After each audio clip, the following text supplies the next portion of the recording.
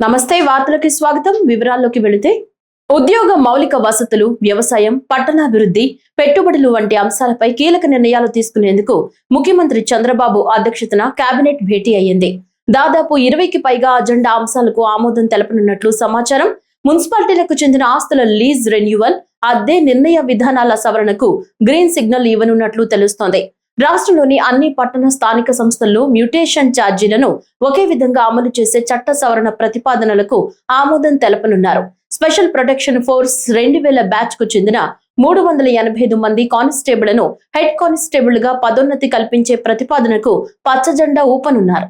సంబంధించి దాదాపు 23 సంవత్సరాలుగా పదోన్నతి అనేటువంటిది లేకుండా కానిస్టేబుల్గా రిక్రూట్ అయిపోయి కానిస్టేబుల్గానే ఉండిపోయినటువంటి దాదాపు 385 మంది కానిస్టేబుళ్ళకి హెడ్ కానిస్టేబుల్ పోస్ట్గా అప్గ్రేడ్ చేస్తూ ఇవాళ నిర్ణయం తీసుకోవడం జరిగింది.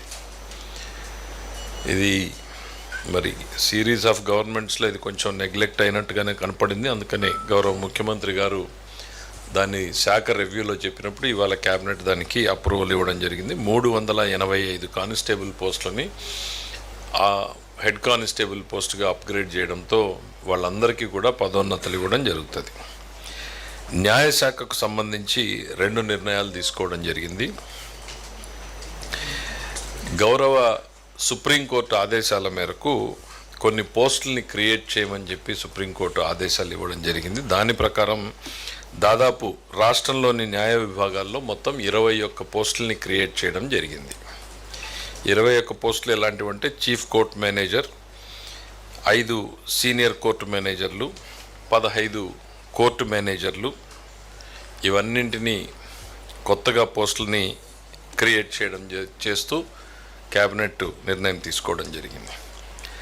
దాంతోపాటు న్యూఢిల్లీలో ఏపీ భవన్లో మనకి అడ్వకేట్ ఆన్ రికార్డు కార్యాలయంలో ఆఫీస్ మేనేజర్ పోస్ట్ అనేటువంటిది ఒకటి కొత్తగా క్రియేట్ చేయడం జరిగింది. ఇక పంచాయతీరాజ్ గ్రామీణాభివృద్ధి శాఖకు సంబంధించి ఒక 20 పోస్టులు అన్యూటిలైజ్డ్గా ఉన్నటువంటి 20 పోస్టులని సప్రెస్ చేస్తూ నూతనంగా అవసరం ఉన్న చోట, ప్రధానంగా రీసెర్చ్ సంస్థల్లో అవసరం ఉన్న చోట 20 కొత్త పోస్టులని క్రియేట్ చేస్తూ నిర్ణయం తీసుకోవడం జరిగింది. ఏపీలో 10వ తరగతి ఫలితాల్లో బాలికలే పైచేయి సాధించారు. రాష్ట్ర వ్యాప్తంగా 85.25% ఉత్తీర్ణత నమోదైంది. 87.90% మంది బాలికలు ఉత్తీర్ణులు కాగా 82.68 మంది బాలురు పాస్ అయ్యారు. బాలులతో పోలిస్తే 5.22% అధికంగా బాలికలు ఉత్తీర్ణత సాధించారు. ప్రభుత్వ పాఠశాలల్లో చదువుకున్న విద్యార్థులు 78.39% మంది ఉత్తీర్ణులయ్యారు. 2161 పాఠశాలల్లో 100%, 16 పాఠశాలల్లో 0% ఉత్తీర్ణత నమోదైంది. 96.07% ఉత్తీర్ణతతో పార్వతీపురం మన్యం జిల్లా ప్రథమ స్థానంలో నిలవగా 57.12%తో అల్లూరి జిల్లా చివరి స్థానంలో నిలిచింది. ఏపీ రెసిడెన్షియల్ పాఠశాలల్లో ఈసారి అత్యధికంగా 96.04% ఉత్తీర్ణత నమోదైంది. 10వ తరగతి ఫలితాల్లో పార్వతీపురం మన్యం జిల్లా ప్రథమ స్థానంలో నిలవటం ఇది వరుసగా 4వసారి. మే 25 నుంచి జూన్ 4 వరకు అడ్వాన్స్డ్ సప్లిమెంటరీ పరీక్షలు నిర్వహించనున్నారు. మే 1 నుంచి 9 వరకు పరీక్ష ఫీజు చెల్లించేందుకు అవకాశం కల్పించారు. రీకౌంటింగ్, రీవెరిఫికేషన్ మే 1 నుంచి దరఖాస్తు చేసుకునేందుకు వీలుంది. ఫలితాల్లో విజయం సాధించిన విద్యార్థులకు మంత్రి నారా లోకేష్ అభినందనలు తెలిపారు. ఫెయిల్ అయిన వారు నిరాశ చెందకుండా మళ్లీ ప్రయత్నించాలని కోరారు. విద్యార్థుల భవిష్యత్తుకు ప్రభుత్వం కట్టుబడి ఉందన్నారు.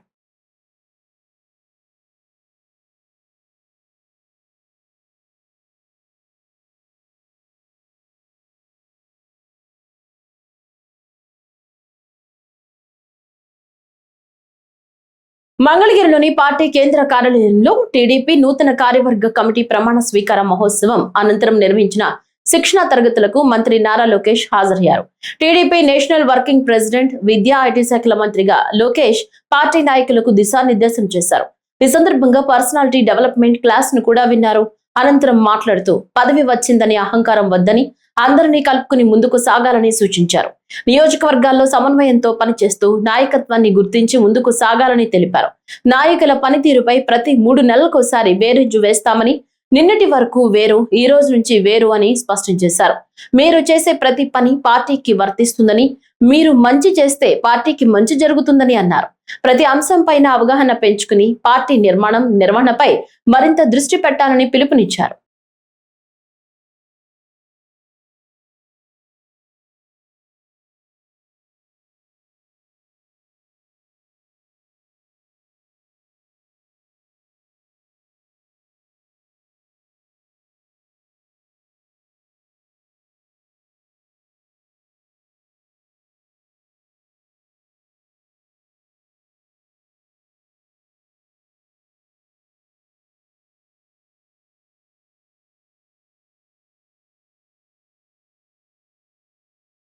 అన్నవరం గ్రామంలో ఆధ్యాత్మిక వాతావరణం నడుమ ఏకశిల ఆంజనేయ స్వామి విగ్రహ ప్రతిష్ఠా కార్యక్రమం ఘనంగా జరిగింది. ఈ పవిత్ర కార్యక్రమంలో చదలవాడు అరవింద్ బాబు పాల్గొన్నారు. విగ్రహ ప్రతిష్ఠ అనంతరం ప్రత్యేక పూజలు, హోమాలు నిర్వహించారు.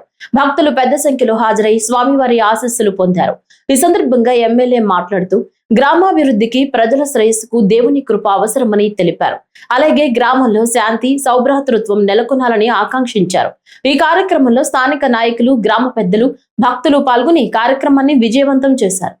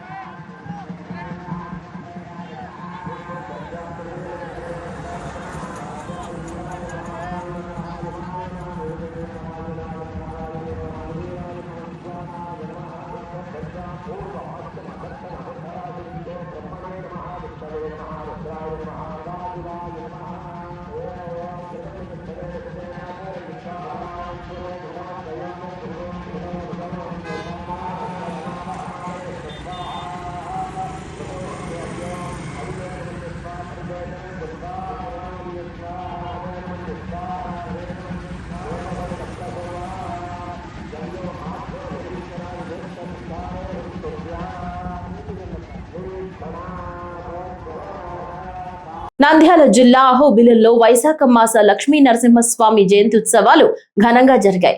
లక్ష్మీ నరసింహస్వామి జయంతి సందర్భంగా లక్ష్మీ నరసింహస్వామికి ఉదయం నుంచి ప్రత్యేక పూజలు నిర్వహించారు. అనంతరం శ్రీ సుదర్శన హోమం, స్వాతి హోమం నిర్వహించారు. ఈ రోజు సాయంత్రం గరుడ సేవ నిర్వహిస్తారు. వేలాది మంది భక్తులు పాల్గొన్నారు.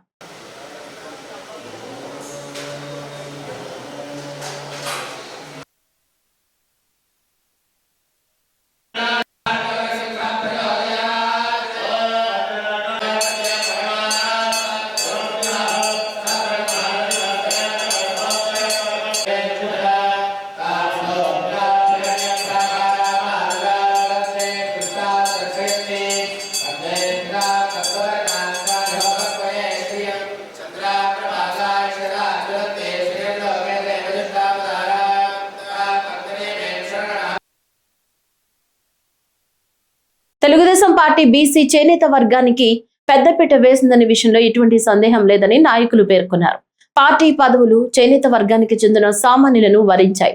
గుంటూరు జిల్లా మంగళగిరిలోని పార్టీ కేంద్ర కార్యాలయం ఎన్టీఆర్ భవన్ లో బుధవారం ఉదయం పార్టీ జాతీయ వర్కింగ్ ప్రెసిడెంట్ గా నారా లోకేష్ తో పాటు పాలకవర్గం ప్రమాణ స్వీకారం చేసింది.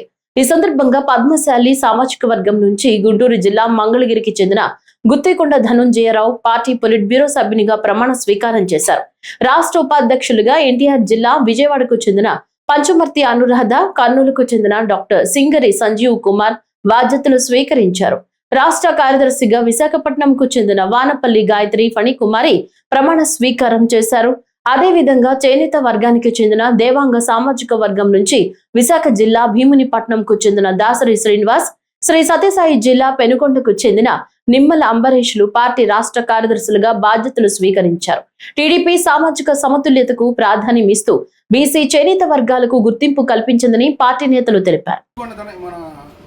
శివనారాయణ గారు, అరుణ్ బాబు గారు, మల్లేశ్వరరావు గారు, మన పెరుమాళ్ గారు, మన సల సత్యనారాయణ గారు, ఇలా ఠాకూర్ శేష్ గారు, ఇలా ప్రతి ఒక్కరు కూడా ఆయన అడుగుజాడలో నడిచి ఆయన్ని తెలుగుదేశం పార్టీ తీసుకొచ్చిన ప్రతి కార్యక్రమానికి గారిని ఇంత పదవి రావడం వాళ్ళందరికీ పదవి వచ్చినట్టే భావన. ఇదంతా కూడా తెలుగుదేశం పార్టీ. పల్నాడు జిల్లా వినుకొండలో సిఐపై వచ్చిన అత్యాచార ఆరోపణలు సంచలనంగా మారాయి. గతంలో స్థానికంగా విధులు నిర్వహించిన సిఐ చిన్న మల్లయ్య తనపై బలవంతంగా అత్యాచారం చేశారంటూ ఓ మహిళ పోలీసులకు ఫిర్యాదు చేసింది. ఈ ఫిర్యాదు నేపథ్యంలో ఉన్నతాధికారుల ఆదేశాల మేరకు గురువారం క్రైమ్ రెవెన్యూ అధికారులు స్థానిక పోలీసులు కలిసి బ్రాహ్మణపల్లి గ్రామంలోని ఘటనా స్థలానికి చేరుకుని పరిశీలనలు చేపట్టారు. క్షేత్రస్థాయిలో ఆధారాలు సేకరిస్తూ బాధితురాలి వాంగ్మూలాన్ని నమోదు చేశారు. పోలీస్ అధికారిపైనే ఇలాంటి తీవ్రమైన ఆరోపణలు రావడంతో కేసు ప్రాధాన్యత సంతరించుకుంది. పూర్తి వివరాలు సేకరించిన అనంతరం తదుపరి చర్యలు తీసుకుంటామని అధికారులు తెలిపారు. ఈ ఘటనపై స్థానికంగా చర్చ కొనసాగుతుండగా దర్యాప్తు నివేదిక ఆధారంగా మరిన్ని చర్యలు ఉండే అవకాశం ఉంది.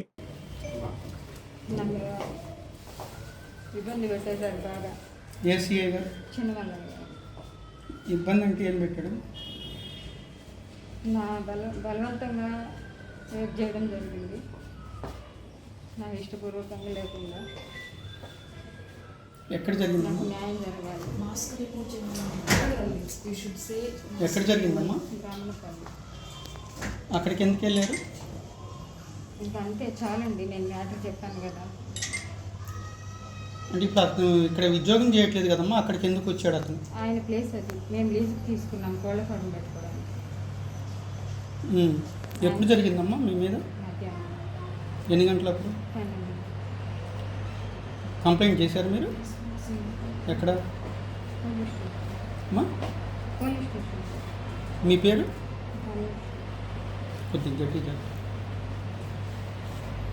పేరు కొద్దిగా గట్టి చెప్పు. ఇప్పుడు ఏం కోరుకుంటున్నారు మీరు? న్యాయం అంటే తను తప్పు చేశాడు కాబట్టి తనకు శిక్ష వేయాలి. పేదలకు మంచి వైద్యం, విద్య అందుబాటులో ఉండాలనే లక్ష్యంతో 2003 సంవత్సరంలో ఎన్ఆర్ఐ హాస్పిటల్ స్థాపించబడింది. కృష్ణా, గుంటూరు జిల్లాలకు చెందిన పలువురు ప్రముఖులు సుమారు 50 ఎకరాల భూమిలో ఈ సంస్థను నిర్మించారు. అయితే 2021 సంవత్సరంలో పలు వివాదాలు తలెత్తడంతో అప్పటి నుంచి కోర్టులో వివిధ వాదనలు కొనసాగాయి. దీంతో కమిటీ ఎన్నికల ప్రక్రియ కూడా నిలిచిపోయి ఎన్నో సంవత్సరాలుగా పూర్తి కాలేకపోయింది. ఎట్టకేలకు బుధవారం నిర్వహించిన సభ్యుల బాడీ సమావేశంతో కమిటీ ఎన్నికల ప్రక్రియకు ముగింపు పలికారు. ఈ సమావేశంలో నూతన ఎన్ఆర్ఐ హాస్పిటల్ యాజమాన్య కమిటీని ఎన్నుకున్నారు. ప్రెసిడెంట్ గా ఆవుల సురేంద్ర, వైస్ ప్రెసిడెంట్ గా పిన్నంనేని రామకృష్ణ, సెక్రటరీగా సోము కృష్ణమూర్తి ఎన్నికయ్యారు.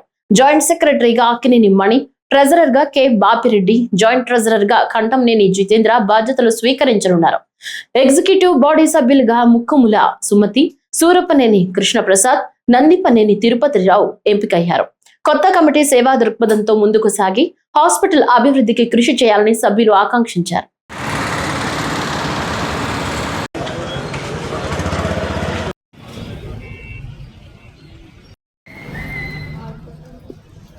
కేంద్ర సమాచార, ప్రచార, పార్లమెంటరీ వ్యవహారాల మంత్రిత్వ శాఖ సహాయ మంత్రి డాక్టర్ ఎల్ మురుగన్ కాకినాడలోని శ్రీ బాల త్రిపుర సుందరి సమేత శ్రీ రామలింగేశ్వర స్వామి దేవస్థానాన్ని దర్శించుకున్నారు.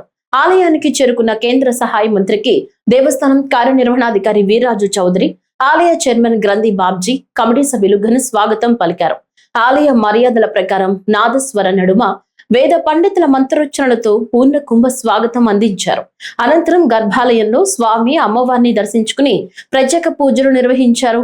దర్శనం అనంతరం ఆలయ మండపంలో వేద పండితులు మంత్రికి వేదాశీర్వచనం అందజేశారు.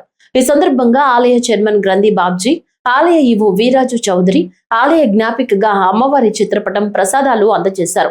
ఈ కార్యక్రమంలో పలువురు రాజకీయ, సామాజిక నాయకులు పాల్గొన్నారు.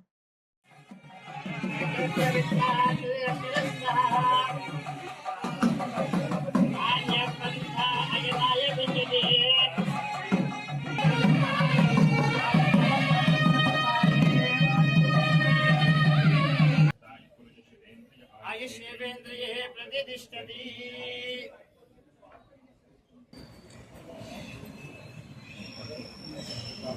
కడప జిల్లా వేంపల్లిలో వైఎస్ఆర్సీపీ నేత మాజీ మంత్రి అంబటి రాంబాబు కీలక వ్యాఖ్యలు చేశారు. వేంపల్లి పోలీస్ స్టేషన్ లో రామమునిరెడ్డి అనే తెలుగుదేశం నాయకుడిచ్చిన ఫిర్యాదు ఆధారంగా తనపై కేసు నమోదు చేశారని తెలిపారు. ఒకే అంశంపై చట్టవిరుద్ధంగా 36 కేసులు నమోదు చేయడంపై అంబటి తీవ్ర ఆగ్రహం వ్యక్తం చేశారు. లోకేష్ ఆదేశాలతోనే పోలీసులు కక్షపూరిత చర్యలకు పాల్పడుతున్నారని ఆరోపించారు. తాము వైఎస్ఆర్ వారసులమని, జగన్ వెంట నడుస్తున్న వారమని, అక్రమ కేసులకు ఎవరికీ భయపడే ప్రసక్తే లేదని స్పష్టం చేశారు.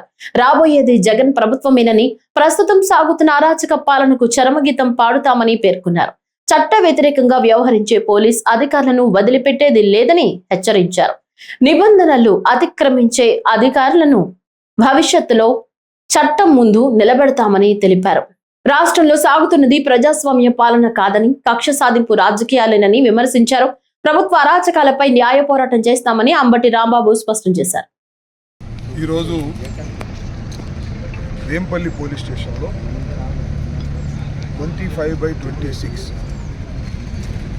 రామమునిరెడ్డి అనే తెలుగుదేశం నాయకులు ఇచ్చినటువంటి కంప్లైంట్ మీద రిజిస్టర్ చేసిన కేసులో నన్ను పోలీసు వారు విచారణకు రమ్మనగా నేను ప్రత్యేకంగా నుంచి విచారణకు రావడం 2 గంటల సేపు నన్ను విచారించారు. ఆ తర్వాత పులివెందుల పోలీస్ స్టేషన్లో మరో కేసు రిజిస్టర్ చేశారు. ఇక్కడ నుంచి నేను మళ్ళా పులివెందుల పోలీస్ స్టేషన్కి వెళ్ళి అక్కడ హాజరై ఆ విచారణలో కూడా పాల్గొన్నాను. మీ అందరికీ చెప్పదలుచుకున్నది విచిత్రమైన విషయం ఏంటంటే, ఈ కేసు ఈ ఫ్యాక్ట్స్ మీద జనవరి 31వ తారీఖున నేను గుంటూరులో గోరంట్లలో చంద్రబాబు నాయుడు గారిని దూషించానని కేసు పెట్టారు. ఇక్కడ కూడా ఈ case already Nallapadu police station register చేశారు. నన్ను అరెస్ట్ చేశారు, నన్ను రిమాండ్కి పంపించారు. 18 రోజుల పాటు నేను రాజమండ్రి సెంట్రల్ జైల్లో ఉన్నాను. సేమ్ కేసు ఇది కూడా. ఆ ఫ్యాక్ట్స్, కొత్త ఫ్యాక్ట్స్ ఏమీ లేదు, కొత్త నేరం ఏమి నేను చేసినట్టుగా వాళ్ళు చెప్పడం లేదు. మీకు ఇంకొక విచిత్రమైనది చెప్తా. 36 కేసులు ఇంతకుముందు రిజిస్టర్ చేశారు. Same facts. 31వ తారీఖున నారా చంద్రబాబు నాయుడు గారిని అంబటి రాంబాబు తిట్టాడు. 36 కేసులు, 18 రోజులు జైలు, మళ్ళా 2 కేసులు. ఇక్కడ వేంపల్లి పోలీస్ స్టేషన్ ఒక కేసు, పులివెందుల్లో ఒక కేసు. చట్ట ప్రకారం ఇది వ్యతిరేకం. ఒక నేరం మీద, ఒక నేరం చేసి ఉంటే ఒక నేరం మీద మల్టిపుల్ కేసెస్ పెట్టకూడదు. ఇది న్యాయస్థానాల తీర్పు ప్రకారం అయినా పెట్టారు. ఎందుకు పెట్టారు? లోకేష్ బాబు గారు ఆదేశాలు, చంద్రబాబు నాయుడు గారు ఆదేశాలు. అంబటి రాంబాబుని వేధించాలి, అంబటి రాంబాబుని తిప్పాలి అనేటువంటి ఒక కక్షపూరితమైనటువంటి వాతావరణంలో ఈ రకమైన కేసులన్నీ పెట్టి మమ్మల్ని ఇబ్బంది పెట్టాలని చూస్తున్నారు. నన్నే కాదు, ఇవాళ చిత్తూరులో పూడి శ్రీహరి మా జనరల్ సెక్రటరీ మీడియా చూస్తుంటాడు. ఆయన కూడా చంద్రబాబు నాయుడు గారి మీద ఏదో ఒక పోస్ట్ పెట్టాడని ఒకసారి అరెస్ట్ చేశారు. అరెస్ట్ చేస్తే కోర్టు వారు బెయిల్ ఇచ్చారు. మళ్ళీ హైకోర్టుకి వెళ్ళారు. హైకోర్టు వారు బెయిల్ సస్పెండ్ చేశారు. మళ్ళీ ఇప్పుడు అరెస్ట్ చేశారు. మళ్ళీ బెయిల్ ఇచ్చారు ఇంతకుముందే చిత్తూరు కోర్టు. మళ్ళీ అరెస్ట్ చేయడానికి సిద్ధంగా ఉన్నారు. అంటే ఏమీ నాకు అర్థం కదా.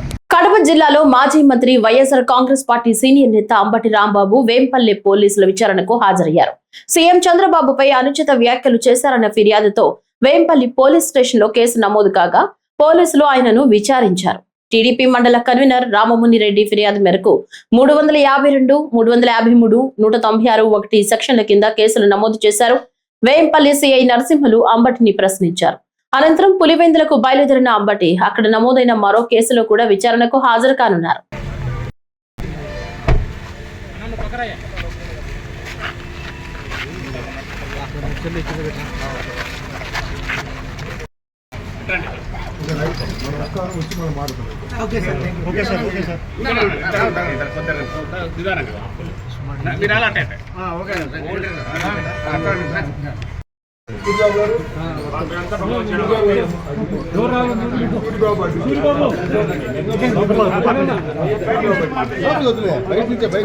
కడప జిల్లా పర్యటనలో ఉన్న మాజీ మంత్రి వైఎస్ఆర్ కాంగ్రెస్ పార్టీ సీనియర్ నాయకుడు అంబటి రాంబాబు గండి వీరాంజనేయ స్వామి ఆలయ సందర్శనతో పాటు ఇడుపులపాయలోని మహానేత వైఎస్ రాజశేఖర రెడ్డి సమాధి వద్ద నివాళులర్పించారు.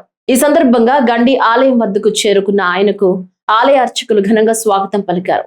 అనంతరం స్వామివారిని దర్శించుకుని ప్రత్యేక పూజలు నిర్వహించగా అర్చకులు ఘనంగా సత్కరించారు. అనంతరం ఇడుపులపాయలో వైఎస్ఆర్ ఘాట్ సాక్షిగా మాజీ మంత్రి అంబటి రాంబాబు ప్రతిజ్ఞ చేశారు.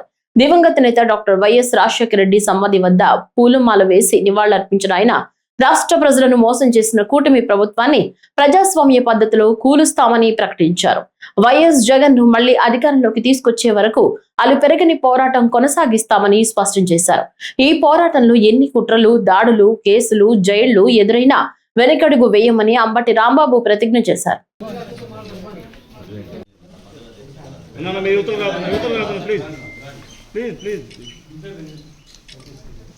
కొంచెం పక్కరండి అన్న, పక్కరండి, మీరు పక్కరండి.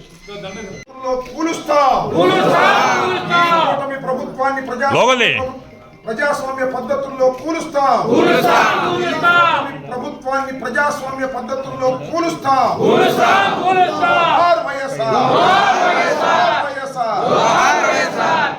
కడపలో రాయలసీమకి తలమానికంగా రూపుదిద్దుకుంటున్న P4 startup Kadapa entrepreneurship centre నిర్మాణ పనులను జిల్లా కలెక్టర్ డాక్టర్ శ్రీధర్ చెరుకూరి పరిశీలించారు. కడప ఆర్ట్స్ కాలేజ్ సమీపంలో నిర్మాణంలో ఉన్న ఈ కేంద్రాన్ని గురువారం సందర్శించిన కలెక్టర్ పనుల పురోగతిని పరిశీలించి అధికారులకు కీలక ఆదేశాలు జారీ చేశారు. జిల్లాలో ప్రత్యేక నైపుణ్య నిధిగా ఆధునిక సాంకేతికతతో రూపొందుతున్న ఈ భవన నిర్మాణంలో నాణ్యతపై ఎలాంటి రాజీ లేకుండా నిర్ణీత గడువులు పూర్తి చేయాలని ఇంజనీరింగ్ అధికారులను ఆదేశించారు. కలెక్టర్ వెంట KMC commissioner Rakesh Chandram, housing PD Rajaratnam, APSP DCL SE Srinivasulu, contract ఏజెన్సీలు, సంబంధిత అధికారులు పాల్గొన్నారు.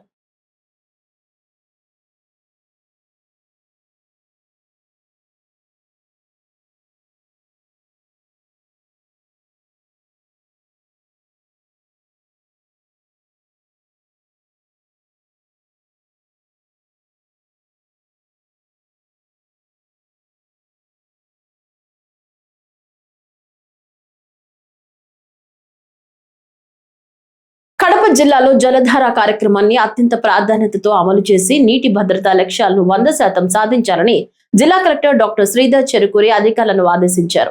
కలెక్టరేట్ సభాభవన్లో నిర్వహించిన సమీక్షా సమావేశంలో DFO వినీత్ కుమార్ తో కలిసి అన్ని మండలాల ప్రత్యేక అధికారులు, MPDOలు, భూగర్భ జలశాఖ ఇంజనీర్లు, డ్వామా APOలతో కార్యక్రమ పురోగతిని పరిశీలించారు. భూగర్భ జలాల మట్టాన్ని పెంచడం, నీటి వనరుల సంరక్షణ, సాగునీటి వ్యవస్థ బలోపేతం లక్ష్యంగా క్షేత్రస్థాయిలో అవసరాలను గుర్తించాలని సూచించారు. చెరువులు, కాలువలు, చెక్ డ్యాంలు, సూక్ష్మ సేద్యం, వర్షపు నీటి సంరక్షణ వంటి అంశాలపై ప్రత్యేక దృష్టి పెట్టాలని తెలిపారు.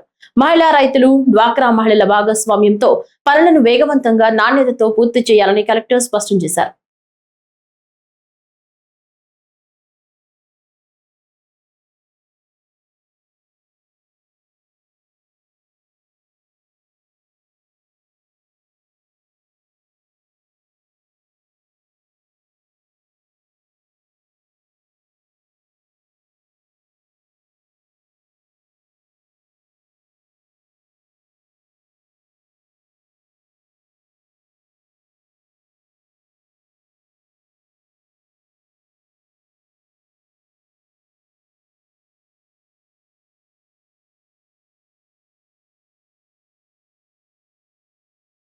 దివ్యాంగుల సాధికారతపై రాష్ట్ర ప్రభుత్వం ప్రత్యేక దృష్టి సారించిందని కడప జిల్లా కలెక్టర్ డాక్టర్ శ్రీధర్ చెరుకూరి తెలిపారు. కడప కలెక్టరేట్ ఆవరణలో బుధవారం రాష్ట్ర విభిన్న ప్రతిభావంతులు, వయోవృద్ధుల సహాయ సంస్థ చైర్మన్ గుడిపూడి నారాయణ స్వామితో కలిసి జిల్లా వ్యాప్తంగా 70 మంది లబ్ధిదారులకు 70 లక్షల విలువైన ఉచిత మోటరైజ్డ్ త్రిచక్ర స్కూటర్లను పంపిణీ చేశారు. దివ్యాంగులు సమాజంలో ఒక భాగమని గుర్తించిన ప్రభుత్వం వారి సామాజిక, ఆర్థిక అభివృద్ధి, పునరావాస సేవలు, స్వయం ఉపాధి అవకాశాల కోసం కృషి చేస్తోందన్నారు. 18 నుంచి 45 మధ్య వయస్సు, కనీసం 70% దివ్యాంగత కలిగిన అర్హులకు ఈ పథకం అమలు చేస్తున్నట్లు తెలిపారు. రాష్ట్ర వ్యాప్తంగా స్కూటర్ల పంపిణీలో వైఎస్ఆర్ కడప జిల్లా ప్రథమ స్థానంలో నిలవడం ఆనందంగా ఉందన్నారు. గుడిపూడి నారాయణ స్వామి మాట్లాడుతూ దివ్యాంగుల గౌరవప్రద జీవనం కోసం ప్రభుత్వం ప్రత్యేక చర్యలు తీసుకుంటోందని, ఉపాధి, శిక్షణ, ఉచిత రవాణా, సహాయ ఉపకరణాలు అందిస్తున్నామని తెలిపారు. ముఖ్య అతిథిగా చేసినటువంటి మన వికలాంగుల కార్పొరేషన్ చైర్మన్ గారు, అదేవిధంగా ఈ కార్యక్రమానికి చేసినటువంటి ఇతర నాయకులకి, అలాగే ఈ కార్యక్రమంలో పాల్గొంటున్నటువంటి విభిన్న ప్రతిభావంతులందరికీ కూడా హృదయపూర్వకమైనటువంటి ధన్యవాదాలు తెలియజేస్తూ, ఈరోజు ముఖ్యంగా లోకోమోటార్ మొబిలిటీ ఇష్యూ ఉన్నటువంటి వారికి అతి ముఖ్యమైనటువంటి అసెట్ ఈరోజు 100% ఉచితంగా ప్రభుత్వం పంపిణీ చేస్తూ ఉంది. మీకు అందిస్తున్నటువంటి ఈ 3-వీలర్ ఏదైతే ఉందో ఇది మీరందరూ కూడా చాలా రోజుల నుంచి కూడా కాదు, ఒక రకంగా చెప్పాలంటే మొత్తం మీ జీవితం మొత్తంగా ఎదురు చూస్తున్నటువంటి ఒక ముఖ్యమైనటువంటి ఒక పరికరం. ఎందుకంటే మీరు రోజువారీ కార్యక్రమాలకి మీరు పడే బాధలు అందరికీ తెలుసు. మనకి ముఖ్యంగా ప్రభుత్వానికి, అలాగే గౌరవ ముఖ్యమంత్రి గారు నారా చంద్రబాబు నాయుడు గారికి బాగా తెలుసు. ఎందుకంటే మొట్టమొదటిసారి దివ్యాంగులకి, అలాగే విభిన్న ప్రతిభావంతులకి, వారికి ఒక ప్రత్యేకమైనటువంటి దృష్టి పెట్టి కావాల్సినటువంటి పరికరాలు ఇవ్వటమే కాకుండా, అదేవిధంగా వారి కాళ్ళపై నిలబెట్టడానికి కావలసినటువంటి రుణ సదుపాయాన్ని కూడా మొట్టమొదట కల్పించిన వారు మన నారా చంద్రబాబు నాయుడు గారు. మీ అందరికీ గుర్తుంటుంది, చేయూత అనే కార్యక్రమం ద్వారా జన్మభూమిలో భాగంగా చేస్తూ ప్రతి ఒక్క విభిన్న ప్రతిభావంతులకి ఆ రోజుల్లో 1999, 2000, 1998 సమయంలో జన్మభూమిలో ఇది ఒక ప్రత్యేకమైనటువంటి కార్యక్రమంగా తీసుకుని వికలాంగుల అందరికీ కూడా సర్టిఫికేట్స్ అందజేయడమే కాకుండా ఆ రోజున క్యాలిపర్స్ కానివ్వండి, ట్రైసైకిల్స్ కానివ్వండి, లేకపోతే వినికిడి యంత్రాలు కానివ్వండి, అలాగే మోటరైజ్డ్ ట్రైసైకిల్స్ కానివ్వండి, అదేవిధంగా వాళ్ళ కాళ్ళపై నిలబడి వాళ్ళ జీవనోపాధిని పొందడానికి కావాల్సినటువంటి రుణాలు కూడా భారీ ఎత్తున ఆ రోజున అందించడం జరిగింది. కడప జిల్లా జమ్మలమడుగులో మేడే దినోత్సవాన్ని పురస్కరించుకుని కార్మికుల సేవా కార్యక్రమాలు ప్రారంభమయ్యాయి. గురువారం ప్రభుత్వ ఆసుపత్రిలో సిఐటియు పట్టణ కమిటీ ఆధ్వర్యంలో రక్తదాన శిబిరాన్ని నిర్వహించారు. ఈ కార్యక్రమానికి కార్మికులు పెద్ద సంఖ్యలో హాజరై రక్తదానం చేశారు. జమ్మలమడుగు ప్రభుత్వ ఆసుపత్రిలో గురువారం సిఐటియు పట్టణ కమిటీ ఆధ్వర్యంలో రక్తదాన శిబిరం నిర్వహించారు. మే 1న జరగనున్న కార్మికుల దినోత్సవం సందర్భంగా ముందస్తుగా ఈ కార్యక్రమాన్ని ఏర్పాటు చేశారు. ఈ రక్తదాన శిబిరాన్ని Campbell hospital superintendent August Raj, ప్రభుత్వ ఆసుపత్రి సూపరింటెండెంట్ డాక్టర్ రఫీక్ పాషా ప్రారంభించారు. ఈ కార్యక్రమంలో కార్మికులు, యువకులు ఉత్సాహంగా పాల్గొని రక్తదానం చేశారు. ఈ సందర్భంగా సిఐటియు గౌరవ అధ్యక్షులు యేసుదాసు, పట్టణ ప్రధాన కార్యదర్శి వినయ్ కుమార్ మాట్లాడుతూ రక్తదానం అనేది ప్రాణాలను కాపాడే మహోన్నత సేవ అని పేర్కొన్నారు. ప్రతి ఒక్కరూ ముందుకు వచ్చి రక్తదానం చేయాలని పిలుపునిచ్చారు. ఇలాంటి కార్యక్రమాలు మున్ముందు మరిన్ని చేపడతామని వారు తెలిపారు. మేడే సందర్భంగా ఇలాంటి సేవా కార్యక్రమాలు నిర్వహించడం ద్వారా సమాజానికి మేలు చేకూరుతుందని తెలిపారు. ఇక్కడ రక్తదానం ఏర్పాటు చేయడం జరిగింది. మరి ఈ రక్తదానానికి వచ్చేటువంటి అన్ని ప్రజా సంఘాల నాయకులకు, కార్యకర్తలకు సిఐటి తరఫున ప్రత్యేకమైనటువంటి ధన్యవాదాలు తెలియజేసుకుంటున్నాం.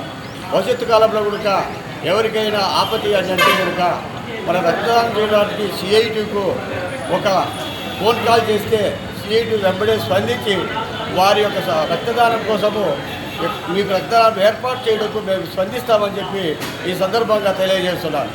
నా పేరు గోపాలదాస్ చేస్తా, సిఐటి జమ్మలమడుగు గౌరవ అధ్యక్షుడు. మేడే సందర్భంగా ముందస్తుగానే ఏప్రిల్ 30 తేదీన జమ్మలమడుగు పట్టణంలో సిఐటి ఆధ్వర్యంలో ముందస్తుగానే రక్తదాన శిబిరం ఏర్పాటు చేయడం జరిగిందని చెప్పేసి మేము సిఐటి పట్టణ కమిటీగా భావించి ముందస్తుగానే మనము రక్తదానం ఏర్పాటు చేస్తే కార్మికులందరికీ కూడా మనము ఉపయోగపడిన వాళ్ళు అవుతామని చెప్పేసి కూడా మనము ఈ సందర్భంగా తెలియజేసుకుంటామని చెప్పేసి తెలియజేస్తున్నాం. అంతేకాకుండా ఈ రక్తదానం అనేది కార్మికులు ఆ రోజు రక్తదానం చెందించి కార్మికుల హక్కులను కాపాడుకొని ఈరోజు కార్మికుల హక్కులను కావాల్సినటువంటి కేంద్ర ప్రభుత్వము ఈ రక్తదానం శిబిరం వల్ల మేము కూడా కార్మికులము ఈ రక్తదానం ఏర్పాటు చేయడం వల్ల కూడా మేము చాలా ఉపయోగం ఉంటుందని చెప్పేసి కూడా రాష్ట్ర ప్రభుత్వాలకు కానీ ప్రజలకైతేనే కానీ అయ్యా స్వామి గతంలో రక్తం చిందించి మనం కార్మిక హక్కులను కాపాడుకున్నాం, కానీ ఇప్పుడు ఆ కార్మిక హక్కులన్నీ కూడా కోల్పోతున్నాం. అందుకే మరోసారి ఇలా రక్తదానం చేసి కార్మిక హక్కులను ఇంకా ఉన్నాయని చెప్పి మేము తెలియజేసుకుంటూ ఈ సందర్భంగా మేడే సందర్భంగా మేము రక్తదాన శిబిరం ఏర్పాటు చేయడం జరిగింది. ఈ సందర్భంగా వచ్చేసిన ప్రతి ఒక్క డోనర్కి పేరున సిఐటి పట్టణ కమిటీ తరఫున ధన్యవాదాలు తెలుపుకుంటున్నాను. అలాగే వచ్చేటువంటి పాతికేయ మిత్రులు అయితేనేమి, అలాగే వచ్చినటువంటి సూపరింటెండెంట్ అయితేనే కానీ, అగస్టిన్ సార్ అయితేనేమి, రఫీ సార్ అయితేనే కానీ వీళ్ళందరికీ కూడా ప్రత్యేకమైన ధన్యవాదాలు తెలుపుకుంటున్నాను. అలాగే జమ్మలమడుగులో ఉన్నటువంటి సిఐటి నాయకత్వం అందరికీ కూడా పేరున ప్రత్యేకంగా ధన్యవాదాలు. సిఐటి వినయ్ కుమార్, జమ్మలమడుగు ప్రధాన కార్యదర్శి. కడప జిల్లాలోని అన్ని మండలాల్లో నిర్మాణంలో ఉన్న సెంట్రలైజ్డ్ స్మార్ట్ కిచెన్ షెడ్స్ ను పాఠశాల పునఃప్రారంభంలోపే నిర్వహణలోకి తీసుకురావాలని జిల్లా కలెక్టర్ డాక్టర్ శ్రీధర్ చెరుకూరి అధికారులను ఆదేశించారు. కడప కలెక్టరేట్ లో నిర్వహించిన సమీక్షా సమావేశంలో స్మార్ట్ కిచెన్ షెడ్స్ నిర్మాణాల పురోగతిని పరిశీలించిన కలెక్టర్ జూన్ 1వ తేదీలోపు నిర్మాణం, పరికరాల ఏర్పాటు, రవాణా సదుపాయాలు సహా అన్ని పనులను పూర్తి చేయాలని స్పష్టం చేశారు. డాక్టర్ సీతమ్మ మధ్యాహ్న భోజన పథకం ద్వారా విద్యార్థులకు శుచిగా, రుచికరంగా, తాజాగా భోజనం అందేలా స్మార్ట్ కిచెన్లు కీలకంగా మారాయని తెలిపారు. జిల్లాలో పైలట్ ప్రాజెక్ట్ గా ప్రారంభమైన ఈ విధానం జాతీయ స్థాయిలో గుర్తింపు పొందిందని, అన్ని మండలాల్లో వేగంగా అమలు చేయాలని సూచించారు. మదర్స్ కమిటీలు, స్వయం సహాయక సంఘాల భాగస్వామ్యంతో కిచెన్ గార్డెన్స్, స్మార్ట్ ఫార్మింగ్ ను కూడా ప్రోత్సహించాలని కలెక్టర్ ఆదేశించారు.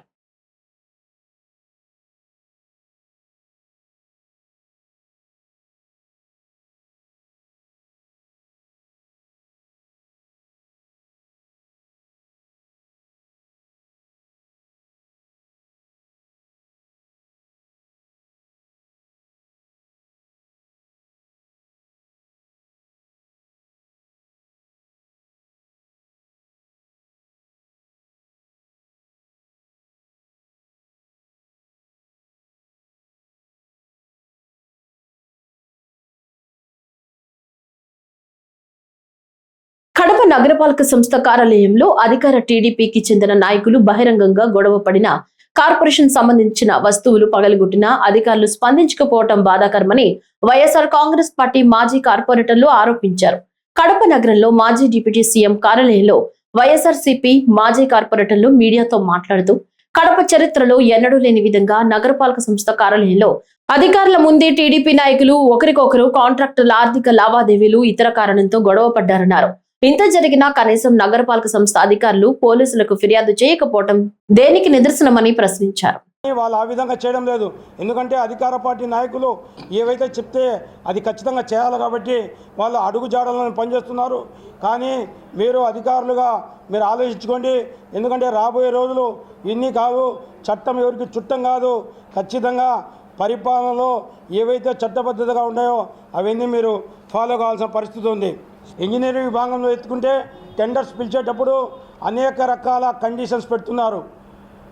ఏ దానికి ఎట్లు వాళ్ళు ఎవరికైతే వాళ్ళ నాయకులకు చెప్పిన వాళ్ళకు టెండర్లు ఇవ్వాలనో అదేవిధంగా రకరకాల క్వాంటిటీస్ పెట్టి వాళ్ళు ఇష్టం వచ్చేటి ఎవరికి ఈ క్వాంటిటీస్ లేని విధంగా వాళ్ళు టెండర్స్లో నామ్స్ పెట్టి టెండర్స్ పిలుస్తున్నారు.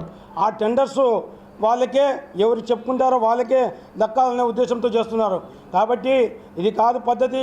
మీరు ఏ కండిషన్స్ పెట్టాలన్నా మీకు ఈఎన్సీ గారు ఏదో ఒక గైడ్లైన్స్ ఉంటాయి. మీరు ఇంజనీరింగ్ విభాగంలో ఒక వర్క్స్ టెండర్ పిలవాలన్నా, ఒక ఎస్టిమేట్ వేయాలన్నా, ఏది చేయాలన్నా ఈ ఈఎన్సీ గారి ఆదేశాలు, డేటా అన్నీ ఉంటాయి. ఆ విధంగా మీరు ముందుకెళ్ళాలి. కానీ మీ సొంత నిర్ణయాలతో మీ సొంత విధానాలతో టెండర్స్ కండిషన్స్ పెట్టి లేనిపోని ఇబ్బందులు పెడుతున్నారు. ఎందుకంటే సామాన్యమైన కాంట్రాక్టర్లు ఎవరు కూడా టెండర్ వేసే పరిస్థితి లేదు. ఎందుకంటే మీరు పెడుతున్న నామ్స్ ఆ విధంగా ఉన్నాయి కాబట్టి వాళ్ళకి ఆ ఎలిజిబిలిటీ లేకుండా మీరు చేస్తున్నారు. కానీ ఎవరైతే అధికార పార్టీ నాయకులకి ఇవ్వాలంటే వాళ్ళకే ఇచ్చే విధంగా మీరు చేస్తున్నారు. కాబట్టి ఇవన్నీ రాబోయే రోజుల్లో మీకు ఇబ్బంది ఉంటుంది. కాబట్టి ఖచ్చితంగా చట్టబద్ధతగా ముందుకెళ్లాలని కోరుతున్నాం. ఈ వార్తలు ఇంతటితో సమాప్తం. నమస్కారం.